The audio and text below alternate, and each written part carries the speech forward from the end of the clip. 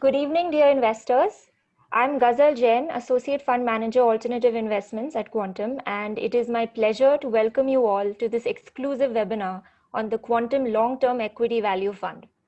We have with us today Mr. Ivy Subramaniam, CEO, CIO, Quantum Advisors, and Mr. Nilesh Shetty, Associate Fund Manager, Quantum Long-Term Equity Value Fund.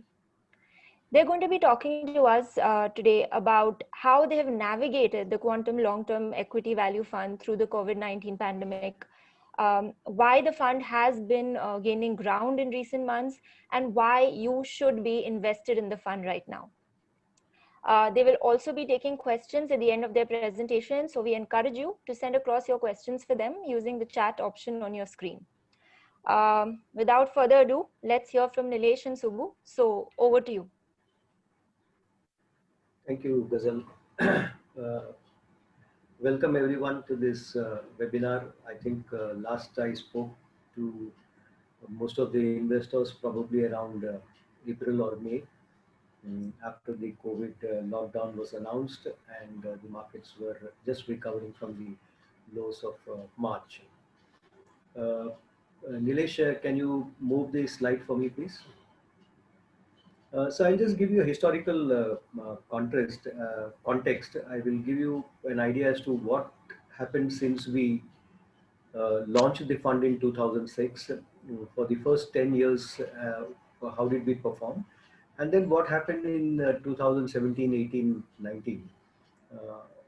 We did a very detailed seminar or webinar in May when we had shared with you as to the reasons for the underperformance, in what kind of markets we outperformed, in what kind of markets we underperformed.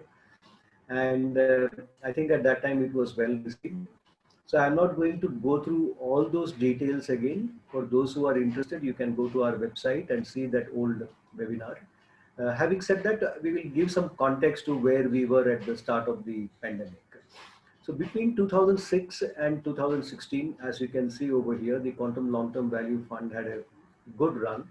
It was ahead of the indices by close to around 300 basis points. And the strategy, as you know, was to achieve long-term capital appreciation through the value style of investing, and at the same time not take any undue risks in the portfolio.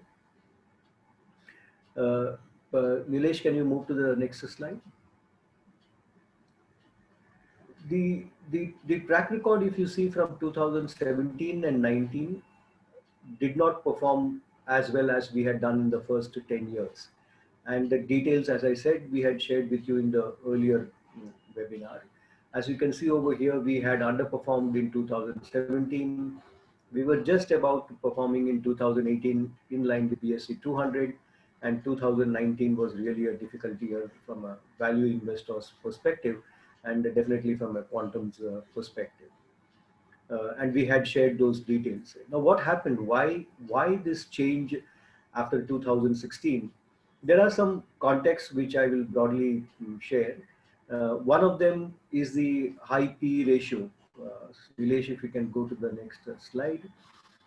As you can see over here, since 2015 end 16, the P ratio had a huge spike. It actually increased from around 19 times earnings to probably around 28 to 29 times earnings. And as you know, for a value investor, low P is always good. And as the markets become expensive, it becomes challenging to buy into new stocks, or we start to trim and sell some of the existing stocks, and the cash becomes a drag. And that's what happened.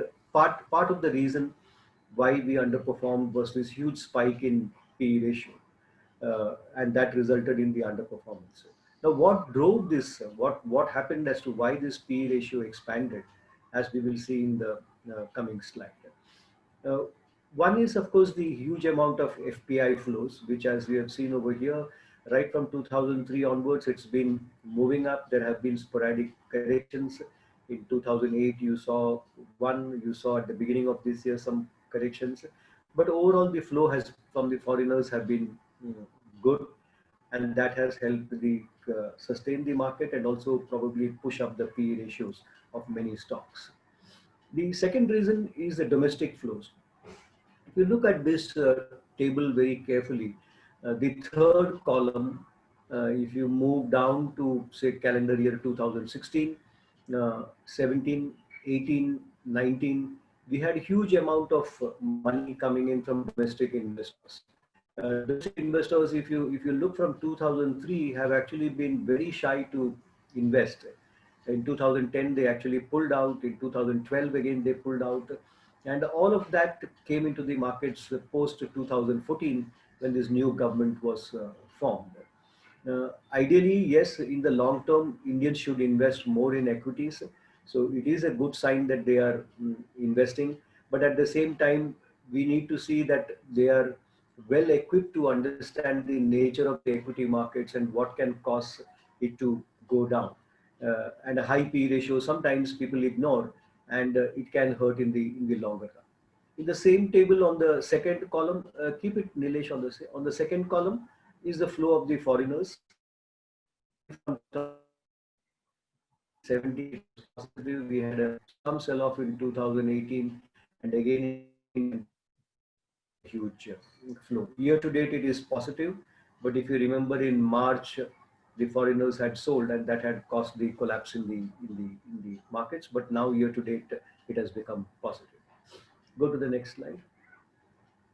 One of the reasons for the foreigners investing such an amount of money could also be because of the huge amount of liquidity being pumped into the system across global markets, particularly by large countries. This has been the case post 2008. And as you can see over here, since 2013, 15, 18, we have given you some figures as to what the US Fed did, what the Japanese bank did, what European ECB did. The total amount of money is quite large. And directly or indirectly, some of these definitely flows into emerging markets, and India would also be a beneficiary of that. Because with so much of liquidity into their own systems in their own country, the yields which they get will be very low.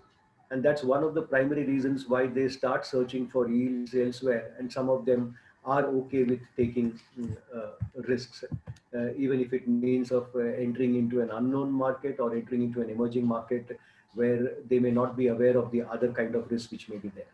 So as I said, domestic flows were strong, and because of the central bank pumping in money into the system, the foreigners flow into India was also very strong, and that led to the huge spike in the PE ratio from 2016. Of course, from an Indian point of view, an even foreigners' point of view, much of that investment came in assuming that things will be great after the new government was formed. When I say great in terms of economic growth, in terms of earnings growth, the expectation was very high. And as you know, the market looks forward. So starting in 2014, as people expected earnings to be high, you can see the chart over here. Each of the lines is actually depicting the EPS estimates for that year. And it all begins at a very high level. If you look at, say, the brown line of 2017, it actually begins with the estimate that the earnings could be some 2,200 rupees for the Sensex. But the reality was by the end of the year, it had come down to very close to where it was in 2014. And the same story repeated. It was there in 2017, 2018, partly in 2019, and of course now because of the COVID and the pandemic, the 2021 estimates have completely come down from the levels at which it was estimated. And this is the backdrop. And this actually comes because the economy was also going through a lot of stress, and the economic activity in India was low. But the people's expectations that the markets would do well, people's expectations that the new government will be able to bring in policies which will probably unleash growth in India, all of that drove them to invest. So from a return perspective, yes, maybe they were not disappointed because the PE went up, but the ground reality was that the earnings has not been there. And whenever earnings are not there, it is susceptible to change of direction. The PE ratios could collapse, the PE ratios could reduce. If the liquidity is reduced for some reason, that also could have an impact on the market. So therefore, you as an investor have to always be cautious. If the markets have gone up only because of P ratio and not because of the earnings, then you need to be careful. From a fund manager's point of view, particularly from a value fund manager's point of view, if the earnings are not likely to be good, they also need to be cautious, because investing in a high PE ratio market or a high PE ratio stock will be in a not the fund manager will not be in a very comfortable zone, and it will be susceptible to changes. The P ratios could come down, and that could hurt the returns. So both the investor and the fund manager needs to be cautious whenever the P ratios are very high. Go to the next slide. As I said, the earnings only reflected what happened in the economy. And this is the quarterly GDP growth rate. As you can see, from 2015-16 onwards, it has been weak. Quarter on quarter, it has been coming down. Of course, this is a new series which had its own statistical problems, but directionally, we all know that we had a problem in the economy, and quarter on quarter, we have seen that declining. And now, of course, with COVID, as you read, the decline was closer to around 24% in the last quarter. But that's a COVID related. One would have expected that to happen. But prior to that, it was a number of issues which cropped up in India. It probably began with around the demonetization, the first impact of demonetization, and then subsequently we had the GST implementation. So all of that brought in a lot of challenges, which made the pace of growth of the economy slow. And then subsequently, in a weak economy, we also saw the COVID impact, and therefore the last quarter's numbers collapsed very sharply. Next slide. The P ratios moved up. The flow of money which came into India also drove another problem which affected us from a relative point of view. When I say relative to the index, much of the money which came in actually went into a few stocks. So over here, if you see, since January 2017 to December 2019, the BSE 200 increased by around 2000 points, which is like a 50% increase. And 840 points, 838 points out of that came from only 4 stocks. So 40% was attributable. Out of 200 stocks, 40% is attributable to only 4 stocks. So that means the balance 196 stocks shared the rest of the increase. And that's not a great news when you look at it from a relative underperformance point of view. Because if you don't own these 4 stocks or any of these stocks, it will hurt your performance. You may be buying value stocks which are beyond this 4, but from a performance perspective by which you will be judged, you will be hurt if you don't own these stocks. And among these 4 stocks, we did not own Reliance, we did not own HDFC Bank at that time. We invested in this year. We owned HDFC and ICICI Bank. So this also hurt our near-term performance since 2017. That the concentrated move in the index, and we did not have some of the stocks. Many of you are aware as to our views on companies like Reliance. HDFC Bank was always expensive. It became cheap at the beginning of this year. That's why we were able to invest. So not owning these stocks also hurt our performance.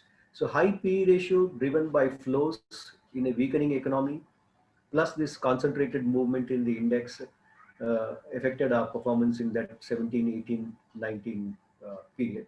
And we also had some more internal challenges. We go to the next slide. So our internal challenges were, because of valuation reasons, we found consumer discretionary to be attractive. So we were overweight in consumer discretionary. Post the IL&FS crisis in 2018, we had invested in financials, which is yet to play out. It's not that we don't like those stocks, but it's yet to play out well for the longer term. The other was, of course, owning public sector undertakings. Public sector undertakings, if you carefully look, many of them have huge value. Many of them are very attractive from a dividend yield perspective. But in 2018-19, we had a challenge in these stocks because the government, because of its fiscal deficit and the need to raise money, were also selling some of these undertakings or reducing their holdings. And as they reduced, those selling also impacted the PSU stocks. And because we owned some of them, like companies like say NTPC, Power Grid, GAIL, SBI, we also got hurt. In the consumer discretionary space, on the other hand, we owned companies like say Bajaj Auto, be it Hero Honda, which at that point in time did not do too well because of a lot of regulatory changes which was coming in the automobile field, including some increased cost due to insurance and due to the change in the technology for the vehicles. We saw the price of those vehicles had increased and the buying pattern of consumers had slowed down. So that also had resulted in consumer discretionary not doing well. Bear in mind, these companies are strong, very good story for the longer term, because as you know, in India, except for a few cities, most cities don't have a good public transportation system, and you need two-wheelers or three-wheelers to move. And therefore, that story is still very, very strong. Having said that, in those years when it did not perform well, we had a fairly higher weight in that sector, and that also impacted our performance. And last but not the least, which we had shared earlier, in 2019, we also had a stock in the portfolio, Yes Bank, where our thesis did not play out, and that hurt our performance. So certain sectors where the long-term story is still good, not performing up to mark, plus the environment which favored a few stocks and a very high PE environment which made us trim and hold cash, hurt our performance in 17, 18, 19. So we had to relook at our process, relook at our assumptions, and we introspected a lot. And that's what we had shared with you in May as to under what conditions we will do well, under what conditions we will not do well, what should we be doing into our analysis, what should we be doing in our process of picking stocks or in the construction of portfolio.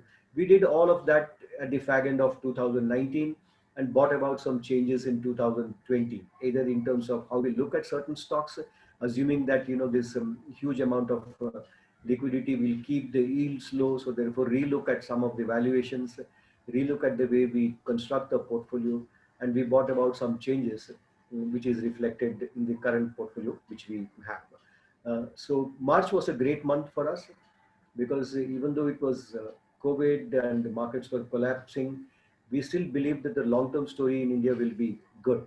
And based on that, we added some new stocks and we resized some of the existing portfolio holdings because as the new data started coming in, we saw that where the pressure points could come. I will leave it to Nilesh to take you through that segment as to what happened at the beginning of 2020, what we did to the portfolio. And then, of course, once he finishes, we are open to answer any questions which you may have. Nilesh, over to you. You can speak. Thank you so much, Subbu. Welcome everyone for attending this webinar. Now, this has been the performance of the market since the bottom, which was around 23rd March 2020. The markets have essentially rallied almost 50%. And comparison to that, QLTF, even though we underperform, our underperformance has not been as severe as you saw in CY19. And the setup for the rally again is very, very similar. Again, Reliance has been a very, very major contributor to the rally.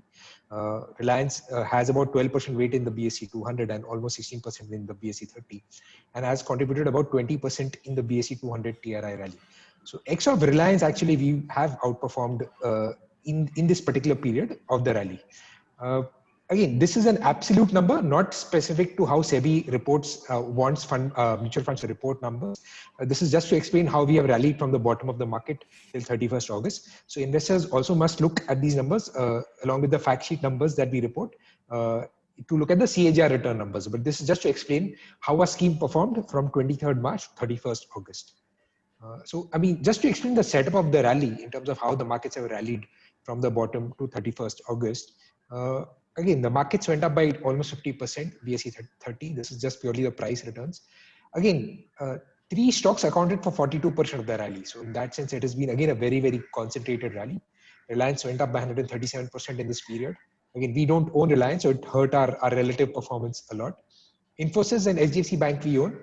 HDFC Bank was one of the stocks which came into the portfolio in the correction where we found great value in the stock and decided to add it to the portfolio. Infosys we owned earlier and has done really well for us. So again, a very concentrated rally in the run-up that happened. And because we don't own Reliance, we've underperformed, but adjusting for that, we've actually outperformed in the rally. Now, what is happening to the rest of the market given the concentration of the rally? If you look at a slightly broader index like the BSE 200, now just under 10% of the stocks or just about 22% of the stocks are within their 52-week high. But as you go deeper, now almost 47% of the stocks are more than 20% away from their high. So purely on the price levels that you see in the market, if you adjust for the concentration of the rally, most of the stocks are roughly 20% away from their 52-week high. So that tells you there are opportunities in the market beyond the index. If you just ignore the index, which is within sort of 10% away from its 52-week high, a lot of the stocks are more than 20% away, and almost 29% of the stocks are more than 30% away from the 52-week high. So as a portfolio manager, even though the index might show that we are very close to the all-time highs, there are opportunities within the market where a lot of stocks are far lower than the prices that we've seen historically for these stocks.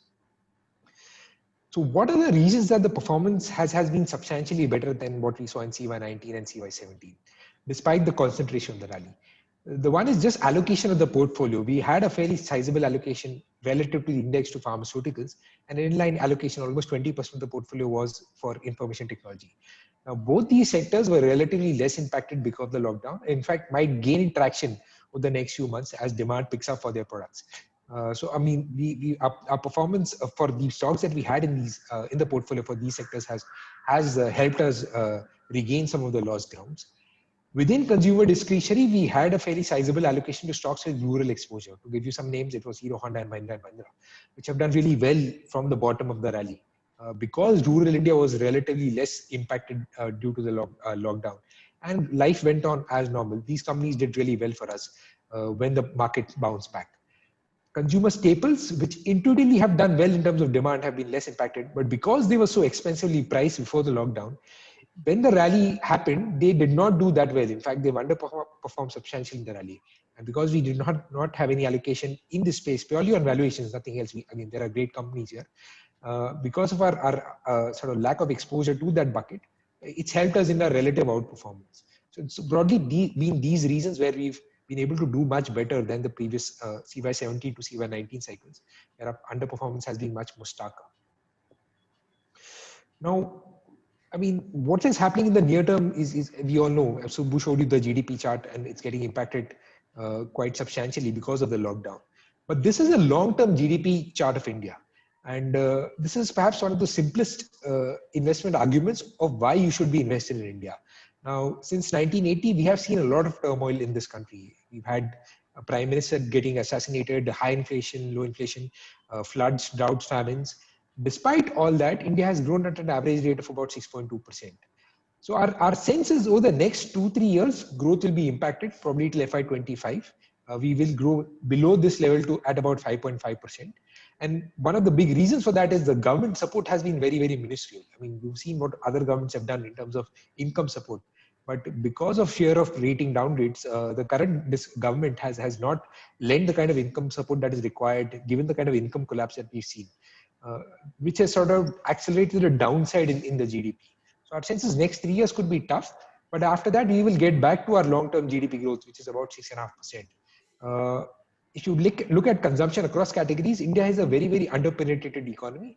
Infrastructure is fairly pathetic, and just getting back to normal levels of spends in these buckets will ensure we get back to 6.5% GDP growth. So next 2-3 years could be tough, and valuations could be expensive. But for a long-term investor, just remember this chart. It's a fantastic chart to explain why you should be invested in the India story. And we think over the next 3 years, we will get back to this 6.5% long-term GDP growth. So how is the portfolio being positioned right now in our value QLT, Quantum Long-Term Equity Value Fund? I mean, we are poised for recovery. Again, we are value managers. When the correction happened, we got an opportunity to buy high quality stocks at very low valuations or reasonable valuations. We think next 12 months could be tough, but once business cycles normalize, the stocks that we added to the portfolio will do really well. I mean, one was the high quality private sector bank that we added. Or the other 3 stocks that we added to the portfolio were all large net cash companies with very strong positions relative in their existing sectors. So we think they will have the wherewithal to last out the current downturn and will become stronger as sort of things open up. Apart from that, we have a large weight in financials and consumer discretionary. which again will be a direct beneficiary once the economy rebounds. Financial and consumer discretionary are sort of the first sectors which tend to move up once consumer spending picks up. So our larger weight right now, almost 40% of the weight in the portfolio is positioned in financial and consumer discretionary. Once the lockdown happened, we went back and did a stress test of the existing portfolio that we have. Most of the stocks in our portfolio have a very large cash holdings and are net cash companies. Or if they have net debt, they have very strong parents which have large cash accumulation from other lines of the business. If so, these companies, if they require financial support, they should be able to easily access cash if they need. So our stress test of the portfolio tells us we have a very decent portfolio right now. Most of them are net cash. They will last a downturn and emerge stronger once the economy opens up. In certain sectors, we resize weights, looking at either where we thought there were headwinds in the environment that they were operating in. So we reduce some weight there, and we book profits where we saw a substantial rebound in the stock price, given the rally that happened. So even though the markets rallied 50%, some of the stocks rallied even more, where we think underlying demand over the next 12 months has not materially changed. So we've used the opportunity to resize weights and book profits in some sectors. We have a cash holding of roughly about 8% in the portfolio now.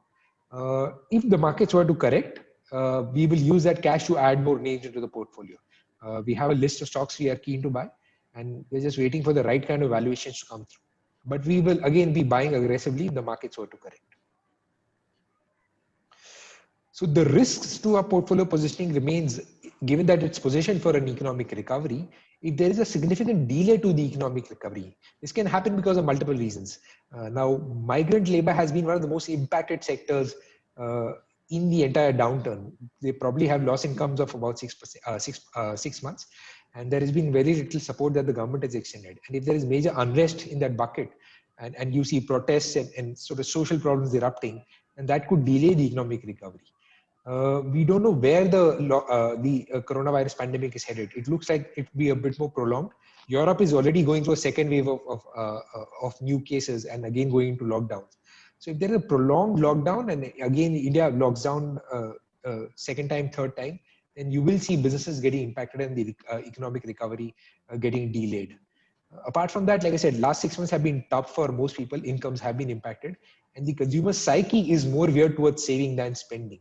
And if you don't see consumers coming back and spending in a normal way, and festive season would be a first sort of example of how consumers are looking at the downturn, you will see the recovery getting more prolonged and a bit more elongated downturn than what we normally would have seen.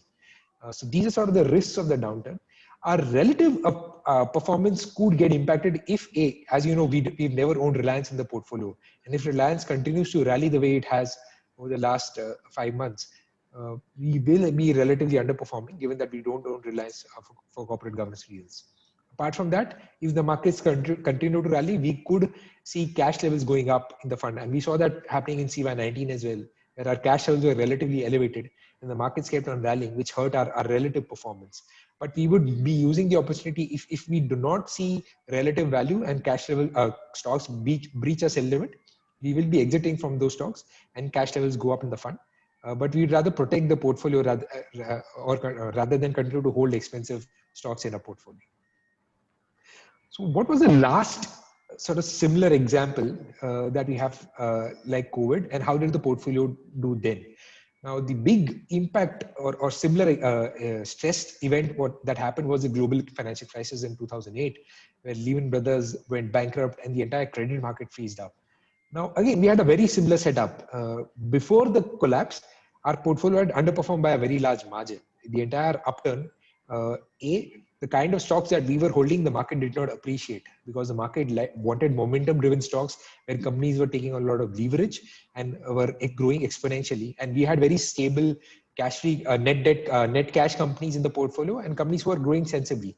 Apart from that, our cash levels were also slightly elevated. So in that entire upturn, we underperformed.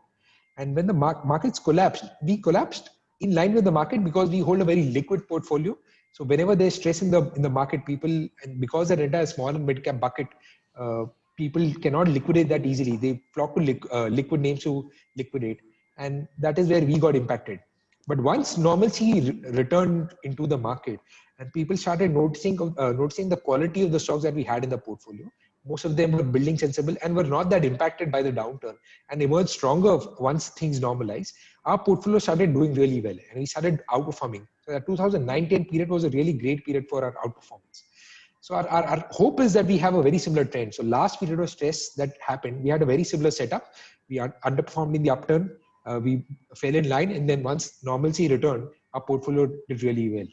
We are hoping the next 2-3 years we have a very similar run. When once normalcy returns, the quality of portfolio that we have built sort of outshines the market and starts getting us back to the long-term outperformance that we saw from 2006 to 2016. So what should an investor do in this environment? I mean, as sort of we pointed out, the index has had a very, very concentrated rally. And perhaps the index might not do that well, given that the underlying economy is not doing that well. But the broader market has a lot of value left in it. Like I said, more than 47% of the stocks are more than 20% away from the 52-week high. So as a portfolio manager, there could be opportunities that will we find stocks which are far more reasonably priced and we build that portfolio for you. So our individual portfolios might outperform relative to the index of the next 2-3 years. Whether it's a time to make lump sum allocation, we would advise investors to be cautious. It's not a time to go overweight equities given the rally. You might want to stagger that lump sum investment that you have. Just allocate 75% now, and if the market's correct, you can allocate the balance 25%. But you need to be careful of allocating large amounts of money. Just stagger those investments. The best strategy right now remains to have an SIP running. Put away your emergency corpus aside. You don't want to touch your investments in times of emergency because you don't know where the markets will be. Put away your 24 months expenditure aside, and the balance you can keep allocating to equities and just take, in case the market's correct, you will get the benefit of rupee cost averaging.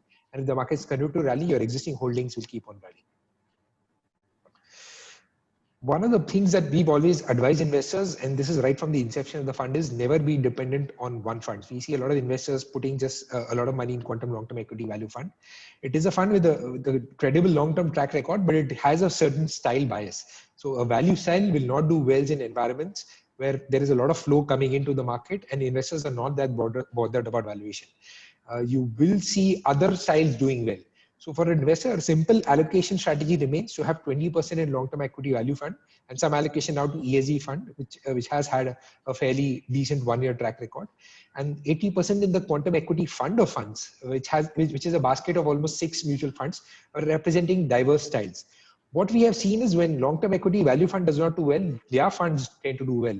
And when we do well, their funds tend to underperform us. So it gives a fairly diverse investment basket to investors and tends to protect them from sharp variation in return profile.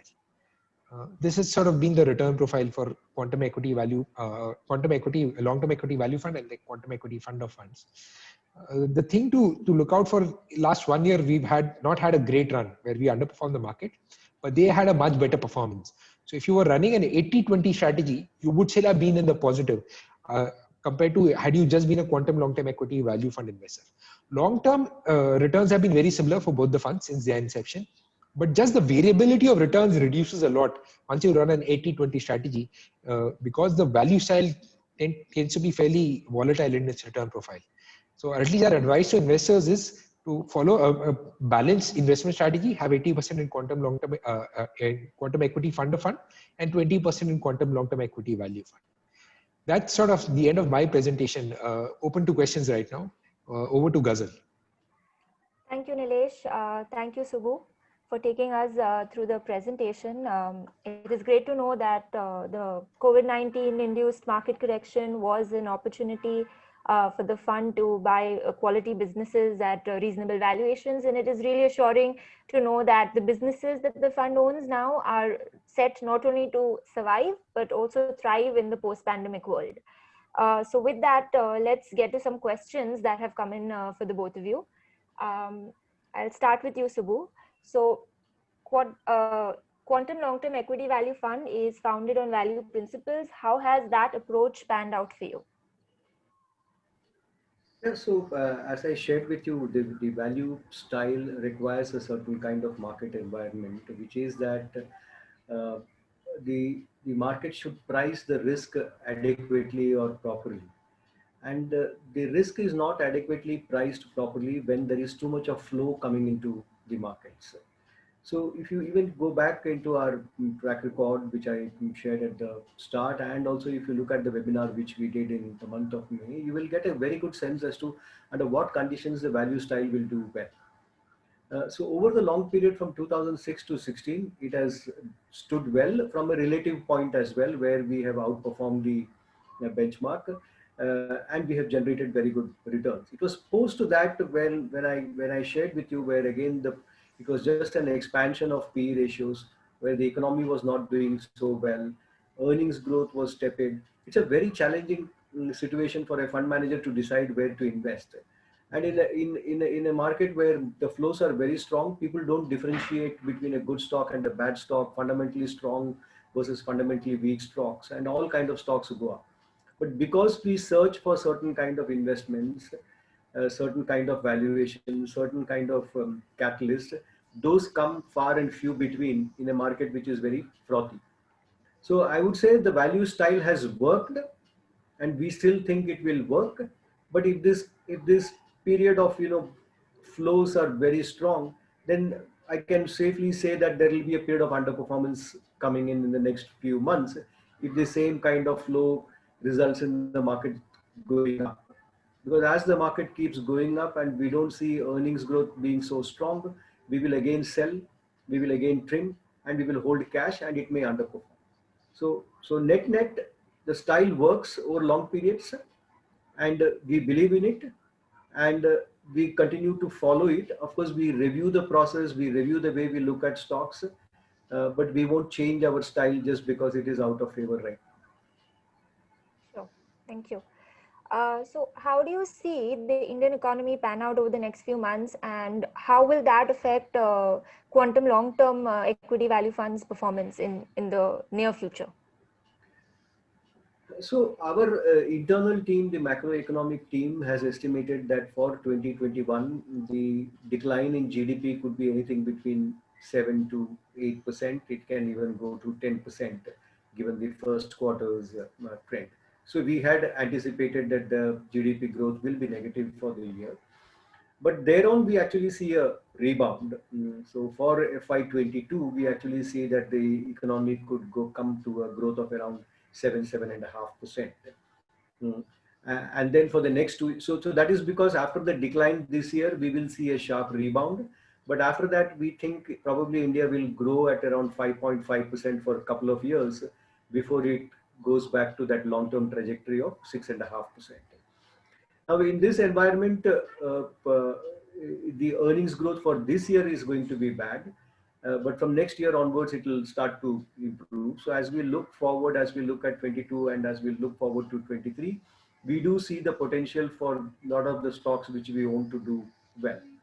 Now, market is a reflection of two things. One is, of course, it is a reflection on the economy, which, as you know, it is declining, but still the market is going up. Part of the reason is it is starting to look beyond 21. And if it feels, and if the market in its collective judgment thinks that it will return to normalcy, it will continue to move up. The second driving factor which I shared with you is purely the amount of liquidity available in the system. It doesn't really cost much today to borrow and invest in the market. And part of the reason some investors are probably doing that, including the foreign pools of investors. So that becomes a challenging environment for us. Well, earnings are not going up, but markets are going up, stocks are going up. So we will start to trim, and it will hurt our near-term performance.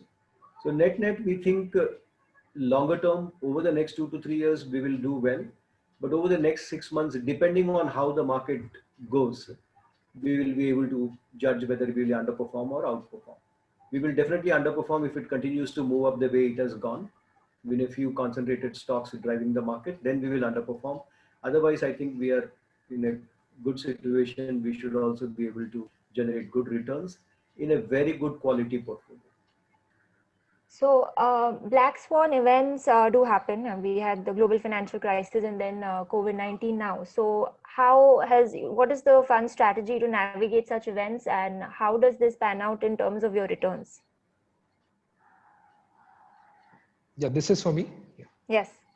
Okay. Any of you. So I mean, the objective is to get our research Correct. So any event when it happens, the first reaction is to stress test the portfolio.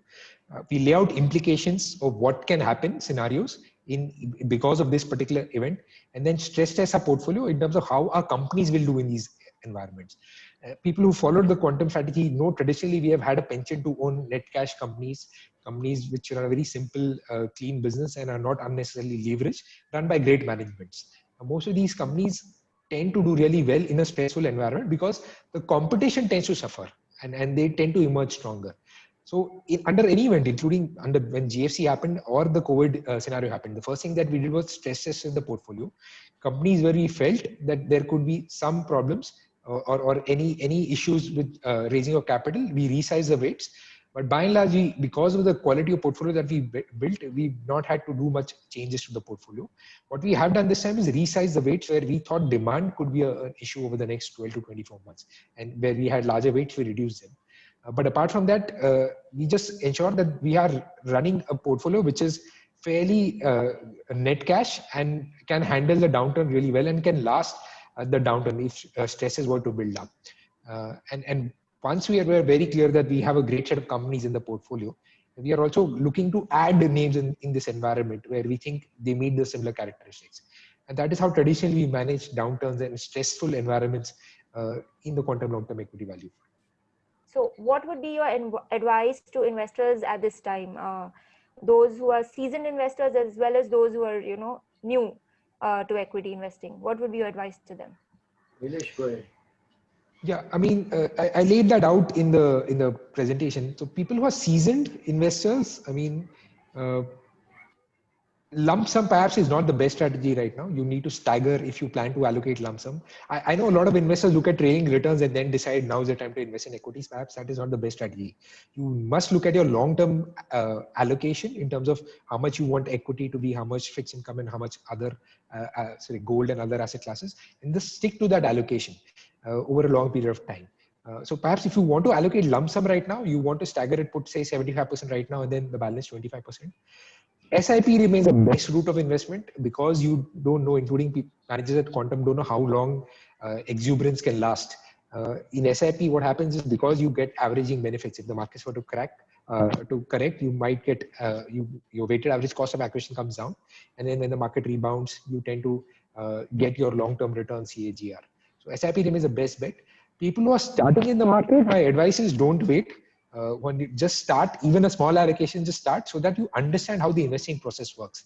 Then over a period of time, decide where your long-term allocation should be, what your long-term goals are, and then how much you need to allocate to different asset classes to meet your long-term goals based on your risk-return profile. But don't wait. I think just procrastinating just delays whatever your long-term returns can be. That is what we've seen. I mean, equity has been one of the best asset classes over a long period of time in India. Unfortunately, barring last few years, you've not seen retail investors allocate money to equities because it's perceived to be a risky asset class because of all the historical baggage of how mis-selling of funds have happened and scams that have happened in equity markets. But it remains one of the best ways of allocating your savings and generating long-term savings pool and generate substantially more than other asset classes have provided. So that is my advice to investors over long period to allocate right now. Thanks, Nilesh. Subbu, what are your views on the flow of money from active funds to passive funds? Does Quantum plan to launch a value index fund, something on the lines of Vanguard Value Index Fund? So we have right now only the Nifty ETF. To launch a value index fund, we need to see a proper index being constructed. So the choice of indices which are available right now for a value index, we haven't yet found it to be very stable, and sometimes we do find that they don't really truly reflect value style. So as and when such an index is constructed, or we may come up with our own index, in which case we could look at that.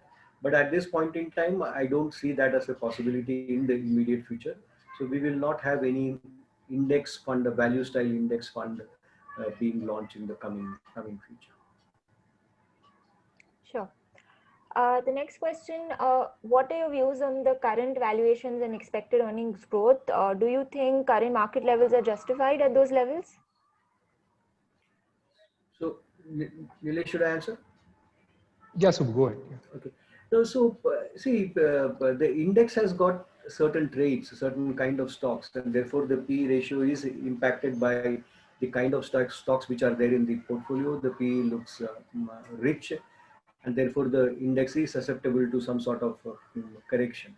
But having said that, if you look beyond the index, then I wouldn't say they are cheap. The rest of the stocks, they have also moved up, but at the same time, they don't look very expensive. So from a portfolio characteristics point of view, probably if you look at the characteristics of Quantum Long-Term Equity Value Fund, its P ratio would probably be around 13 times 2-year forward numbers compared to maybe around 17 times for the index. So the portfolio reflects a value style.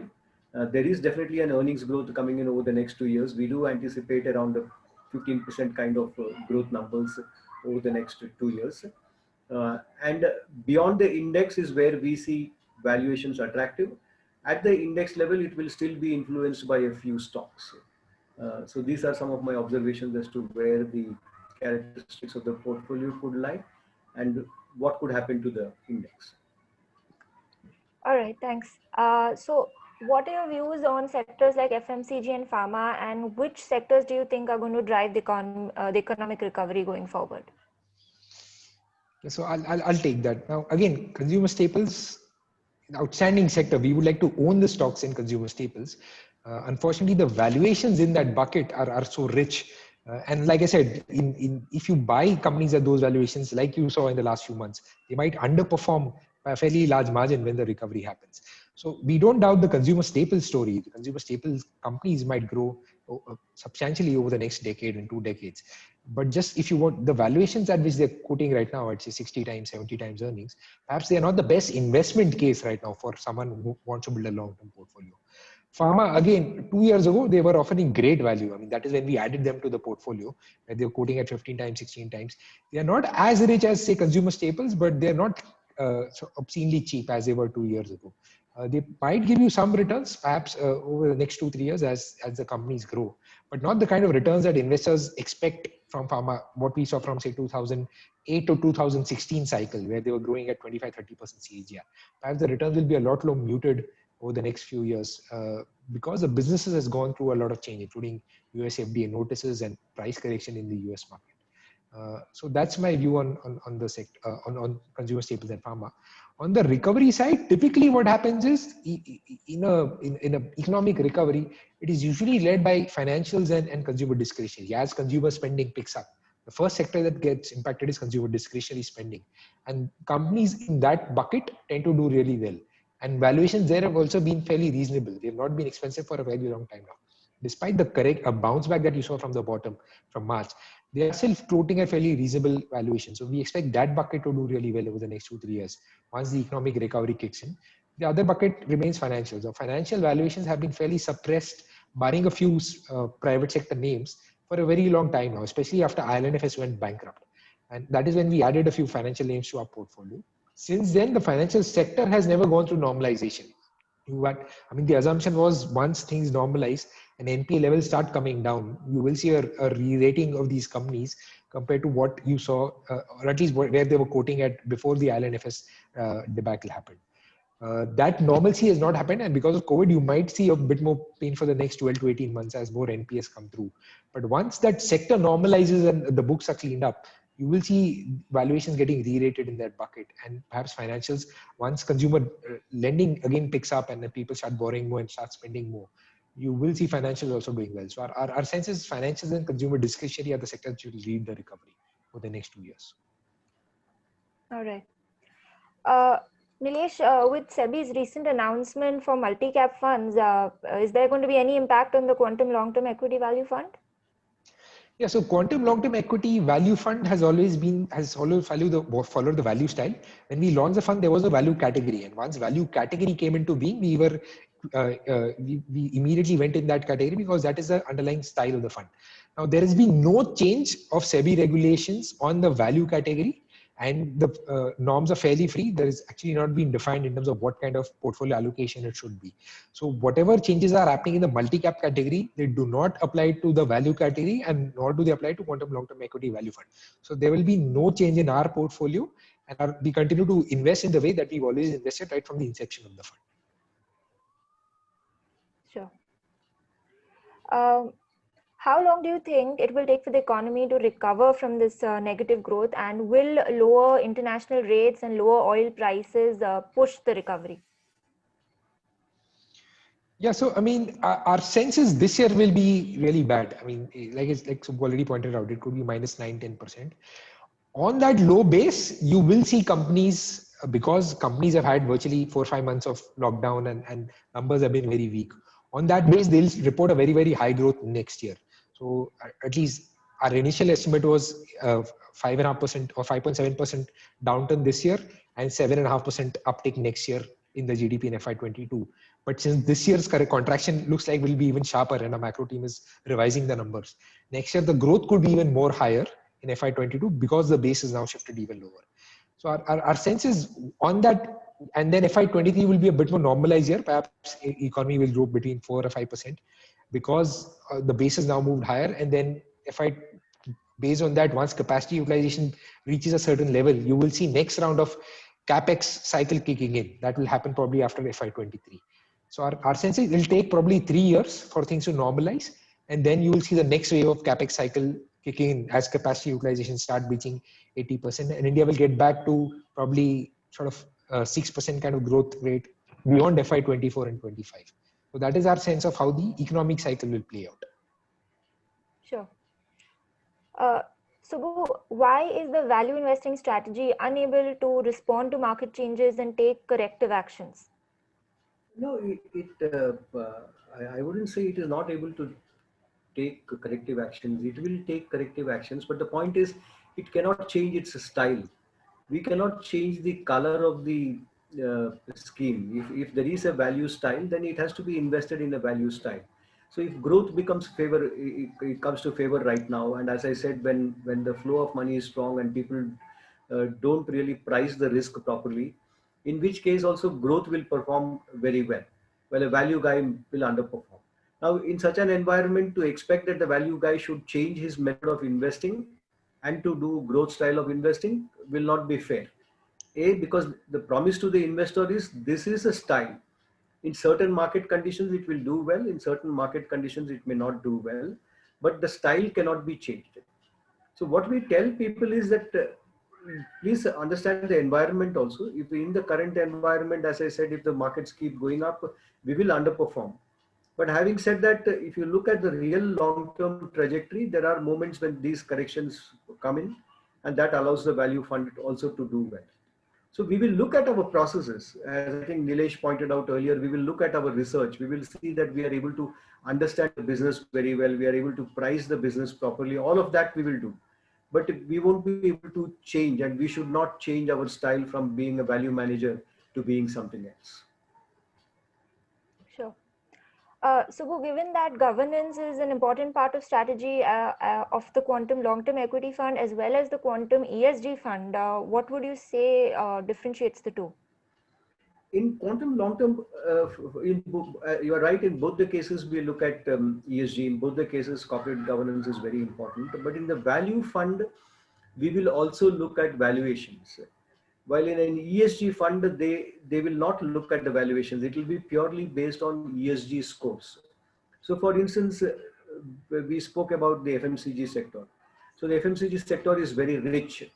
So Quantum Value Fund will not be able to invest in that sector or in a particular stock like say Nestle or Lever kind of stocks because the valuation is very rich. But the ESG parameters for those companies are quite good, then the ESG fund can invest in them. So that's the fundamental difference. While in the case of the value fund, we will look at valuations. In the case of the ESG fund, it will only look at the ESG rating and not look at valuations. And by the way, that has just completed a year. And if you look at the track record of the ESG fund, that has done very, very well in the last 1 year because the market definitely has favored companies where the corporate governance is high. Sure. Nilesh, the next question is for you.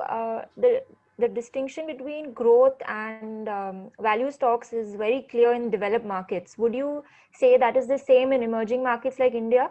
For instance, Quantum Long-Term Equity Value Fund owns HDFC Bank, and the same stock is owned by growth portfolios as well. So, please share your views on that. Yeah, I agree with that. That in the Indian context, a lot of people who follow value style tend to have growth stocks in their portfolio, and the definition of value perhaps is not well understood, or this fear of underperformance drives a lot of value fund managers to own growth stocks, even though it's not their mandate to own growth stocks. Now, HDFC Bank we actually did not own for a long time purely because of valuations. Now we understand it's a high quality business, and we give it a slightly premium to other similar banks because of the quality of management and the credibility of the track record. But because of valuation, we actually did not own it for a long time. And one of the reasons of underperformance that Subbu talked about from CY 17 to CY 19 was because we did not own HDFC Bank. It was only in the crash when the market price corrected quite sharply, and we looked at because it came below a buy limit, the valuation at least what we ascribe to that bank, that we were able to add it to the portfolio. Now again, it's a company which we would always wanted to own, but it's not been we were not able to own it because of valuations. But now we are able to own it purely on valuations. So even for a value manager, he can add a quality name or high growth quality name, provided it meets his valuation criteria. In this case, it did, and that is where we added HDFC Bank to the portfolio. Sure. Thanks, Nilesh. Given that international funds have been, in the news of late, and considering you've said that India's growth rate is, going to be very robust in the years to come, do you think there is a case for international diversification? Yeah, I mean, you have to be careful about this sort of international diversification sort of thing. I'm not sure how the fund managers who offer this platform, how well they understand the companies that they're investing in. Now, Indian companies, we understand really well and the environment that they operate in.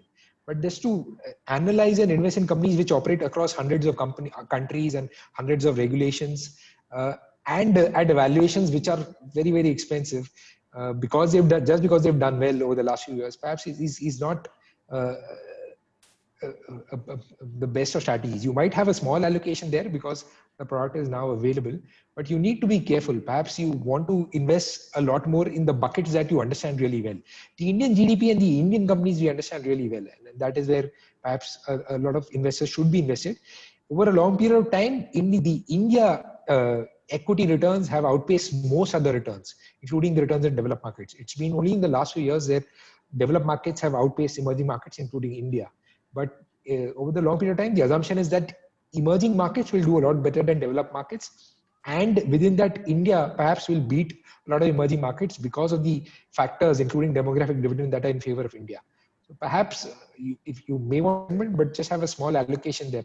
But most of your money should be in asset classes, including Indian equities, which have done really well over long periods of time. All right. Thank you, Nilesh. With that last question, we have come to the end of the webinar. I'd request both of you if you have any concluding remarks for our investors. I think I will just share what Nilesh had said earlier, that because of the way the markets have rebounded, maybe just be neutral. Don't go overboard in your investments in equities. An SIP might be a better option than lump sum, and definitely categorize your investments. Value is one style, so don't put all your money in that style. Ensure that you spread it out between value and the other styles. That is one. Second is cap. In the sense that don't put all your money in small cap and mid cap, or have a higher proportion in the small cap and mid cap. You should have a sense of proportion. For somebody who is medium risk, a larger portion should be in the large cap kind of funds, and the balance could be in the mid cap and small cap. So these are some of the broad caveats which I wanted to share with the investors.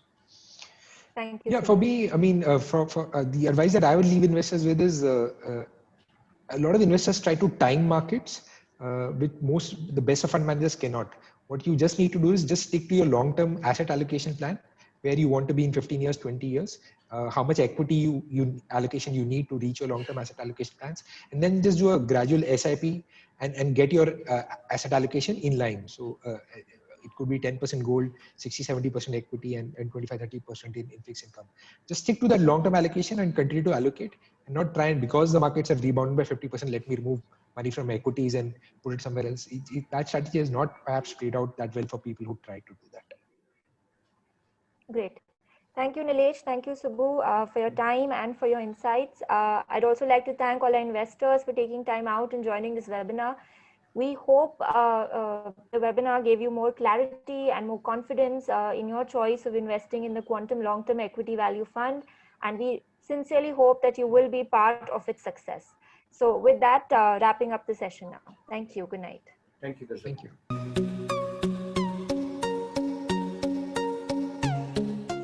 Mutual fund investments are subject to market risks. Read all scheme-related documents carefully.